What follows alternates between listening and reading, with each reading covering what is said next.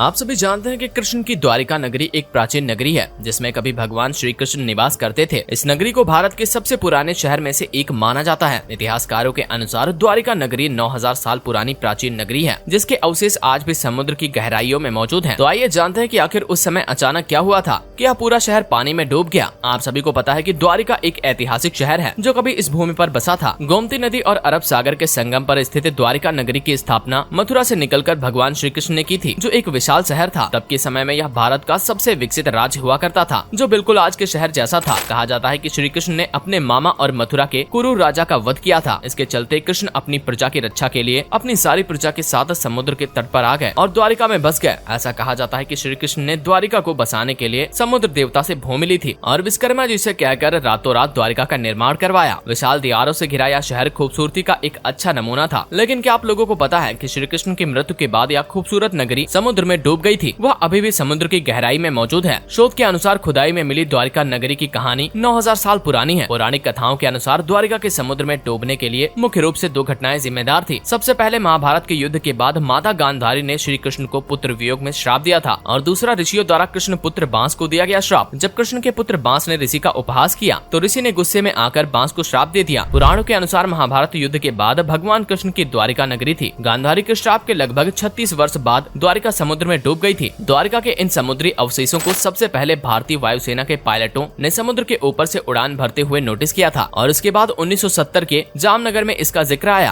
पहले 2005 में फिर 2007 में भारतीय पुरातत्व सर्वेक्षण के निर्देश में भारतीय नौसेना के गोताखोरों ने समुद्र में समाई द्वारिका नगरी के अवशेषों के नमूने को सफलतापूर्वक निकाला। उन्होंने ऐसे नमूने एकत्रित किए जिन्हें देखकर आश्चर्य होता है। 2005 में नौसेना के सहयोग से प्राचीन द्वारिका नगरी से जुड़े अभियान के दौरान समुद्र की गहराई में कटे छटे पत्थर मिले और लगभग 200 नमूने एकत्र किए गए। नौसेना के गोताखोरों ने 40,000 वर्ग मीटर के दायरे में उत्खनन किया और वहां पड़े भवनों के खंडों के नमूने एकत्र किए जिन्हें आरंभिक तौर पर चूना पत्थर बताया गया था। पुरातत्व विशेषज्ञों ने बताया कि एक खंड बहुत ही विशाल और समृद्धशाली नगर और मंदिर के अवशेष हैं। भारतीय पुरातत्व सर्वेक्षण के अनुसार द्वारिका में समुद्र के भीतर ही नहीं बल्कि जमीन पर भी खुदाई की गई और 10 मीटर गहराई तक किए गए इस उत्खनन में सिक्के और कई कलाकृतियां भी प्राप्त हुई। 2001 में सरकार ने गुजरात के समुद्री तटों पर प्रदूषण के कारण हुए नुकसान का अनुमान लगाने के लिए national institute of ocean technology द्वारा एक सर्वे करने को कहा। जब समुद्री तलहटी की जांच की गई तो सोनार पर मानव निर्मित नगर पाया गया, जिसकी जांच करने पर पाया गया कि यह नगर 32,000 वर्ष पुराना है तथा लगभग 9,000 वर्षों से समुद्र में विलीन है। यह बहुत ही चौंका देने वाली जानकारी थी। माना जाता है कि 9,000 वर्ष पूर्व हिमयुग की समाप्ति पर समुद्र का जलस्तर बढ़ने के कारण यह नगर समुद्र में विलीन हो गया होगा, लेकिन इसके पीछे और भी कारण हो सकते हैं। द्वारिका नगरी के समुद्र में डूबने का रहस्य पूछे जाने पर A.K. सिन्हा ने कहा कि द्वारिका का एक बड़ा भाग समुद्र में डूबा हुआ था, लेकिन इसके कारण के बारे में पुख्ता तौर पर कुछ नहीं कहा जा सकता है। द्वारिका नगरी के विनाश के मत पर अनेक प्रश्न उठते हैं। जैसे कोई कहता है कि यह किसी प्राकृतिक घटना का काम हो सकता है, कोई कहता है कि इसे एलियन ने नष्ट कर दिया होगा, लेकिन कुछ वैज्ञानिकों का कहना है कि 9,000 साल पहले जब हिमयुग का अंत हुआ था तो समुद्र का जलस्तर इस हद तक बढ़ गया कि देश और दुनिया के कई तटीय शहर उसमें डूब गए और उन्हीं में से एक नगर द्वारिका भी था। हालांकि इस मामले पर आज भी शोध जारी है और अब तक जो भी सबूत मिले हैं इससे साबित होता है कि यह एक सच्ची घटना है। और हमारे बीच एक और प्रमाण है कि जिन 35 नगरों के बारे में महाभारत में लिखा है वो आज भी हमारे साथ हैं। दोस्तों, जब भविष्य में भारत के समृद्ध और प्राचीन इतिहास को प्रस्तुत किया जाएगा तो यह हमारी सभ्यता के लिए बहुत ही गर्व की बात होगी। तो दोस्तों, आपका क्या कहना है इस विषय पर? अपने विचार हमें कमेंट करके जरूर बताएं और इस वीडियो को ज्यादा से ज्यादा लाइक और शेयर करें और हमारे चैनल फैक्ट गिल को सब्सक्राइब करना न भूलें ताकि हम लोग फिर से एक और वीडियो के साथ मिल सकें।